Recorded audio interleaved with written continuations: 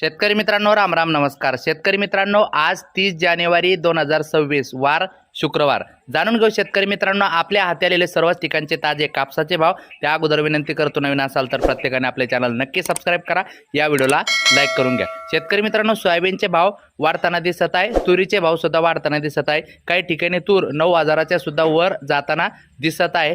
तर मित्रांनो, ही एक प्रकारची गुड न्यूज आहे. आता कापसाकडे जर वळलो आपण आणि कापसाची स्थिती बघितली तर सध्या स्थितीला कापसाच्या भावामध्ये चढ उतार कायम आहे असं म्हटल्यापेक्षा की सध्या स्थितीला मागच्या 2-4 दिवसापासूनची जी रेंज आहे तर ती सध्या स्थिर आहे. तर याला एकमेव कारण म्हणजे काय, CCIने सुद्धा कापूस विक्रीला काढलेला आहे. आता नेमकं कापसाची आवक हे म्हणजे कापसाची टंचाई जर जेव्हा केव्हा भासेल किंवा सरकीचे दर जर वाढण्याची शक्यता अजून वाढली तर त्या ठिकाणी कापसाच्या भावात सुधारणा होण्याची शक्यता आहे. परंतु सध्या तुर्तास तरी सध्या स्थितीला जैसे ते परिस्थिती आहे. त्यामुळे प्रत्येक शेतकऱ्यांनी आपापल्या म्हणजे डोक्याने निर्णय घेऊन आता काय निर्णय घ्यायचं ते ठरवून घ्या तुम्ही.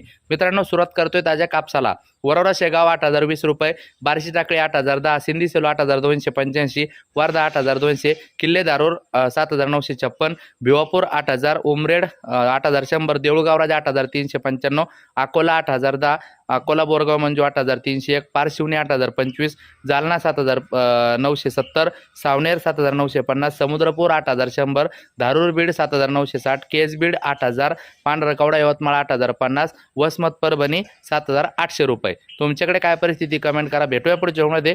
आणि तुम्हाला काय वाटतं ते सुद्धा प्रश्न विचारा, त्या प्रश्नाचं उत्तर देण्याचा प्रयत्न नक्कीच करेल रिप्लाय देऊन. तर भेटूया पुढच्या व्हिडिओमध्ये. एवढ्यासाठी इतकंच. जाताना नक्की लाईक करा. धन्यवाद.